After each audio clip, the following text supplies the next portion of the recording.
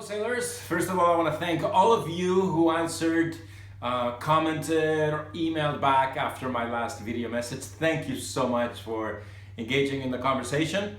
Remember, these videos are addressed to people that are thinking about eventually taking their boat beyond the horizon, somewhere far from home, essentially taking their boats offshore.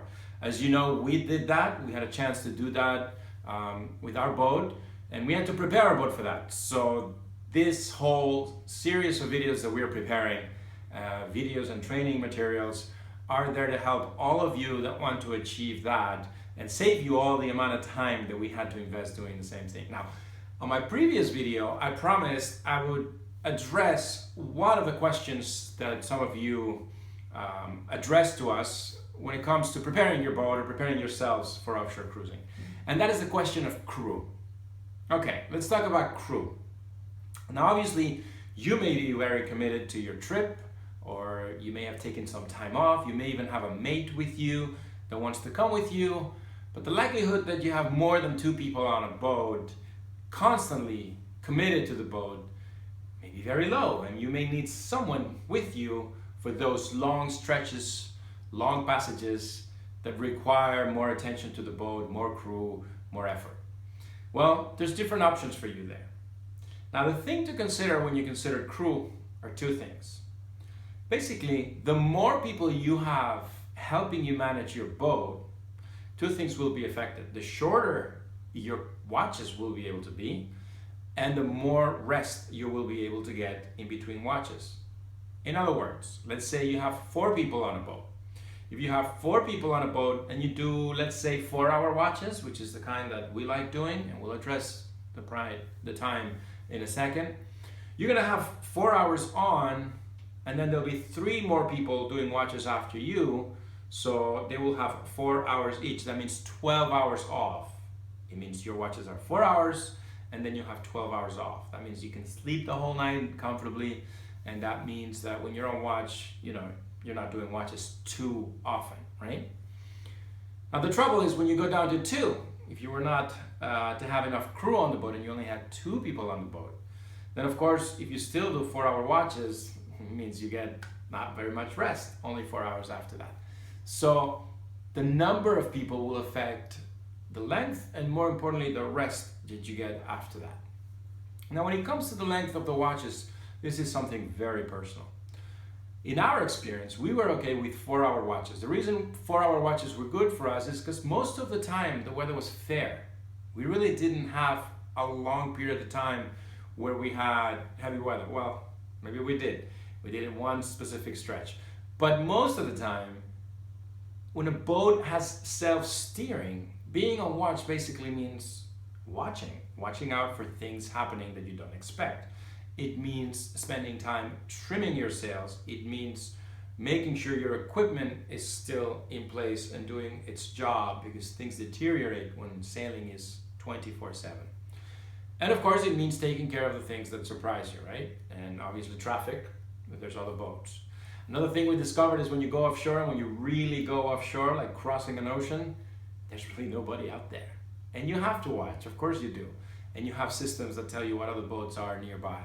But most of the time, for days and days on end, we just didn't see another human soul. So it's really a matter of keeping an eye out. And you can do that while you're reading a book, you can do that while you're relaxing, you can do that while you're thinking, or you can do that while you're in conversation. 4 hours, for that reason, is typically good enough. You can do that even if it's at night, because it's comfortable, you're not doing a big effort. The thing to consider when you think about the number of people on your boat and the length of your watches is it's not always perfect. What happens when the weather gets nasty? What happens when something breaks? Well, if you were to have 2 people on watch at a particular time because of heavy weather or because of any of those incidents, then all the numbers are getting cut in half. It means half the rest, and it means you still have to do the same hours of watches. So you need to consider that as well. I'll give you an example. For the longest stretch that we did across the Atlantic, it was about a little over 2 weeks. We were 3 people on board. Now, we were fine with 4-hour watches because we had 4 hours on, 8 hours off. 2 more people after us doing watches, right? That was fine because you could sleep at night and you got another 8 hours off during the day. You could prepare meals, you can relax, or you could do other things that didn't require being on watch for the boat. The problem is we had a problem with our self-steering. Our autopilot broke. And if you read our blog, we can read all of that in our blog on Can Drag on SeaKnots, you'll see what happened there. The trouble with that was you cannot hand steer that boat for 4 hours straight. I tried that, it was too hard. So we had to go down to 2-hour watches, which affected the length of our watches. Now, if you realize that, 2-hour watches with 2 more people on the boat means 4-hour rest. That's not good. That's not enough. That lasted for us for about 4 days. So that was 4 days that we had very short amount of time to recover and very frequent, very short watches. And those watches were intense. You had to steer the boat.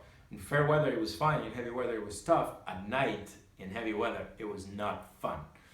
You can see videos of that as well on our page. That's one of the things that made us realize 3 people was a little bit too short for a passage like ours. So if you can have 4 people with you, that's probably going to be better. But again, it depends on how long you want your watches to be, and it depends on how you want to structure that. Flexibility is the key. This is why going out on a shakedown cruise before you do your passage is helpful, but none of us have really time to do that. We didn't do a really serious long passage to test those things, and of course you don't always have the crew available for that. Now the other important thing about crew is, where do you get crew from? Obviously family and friends are best because you choose from people that you already know and you enjoy their company. You're going to be on a boat in a reduced amount of space. You're going to be, in close contact. It's important that you get along with those people.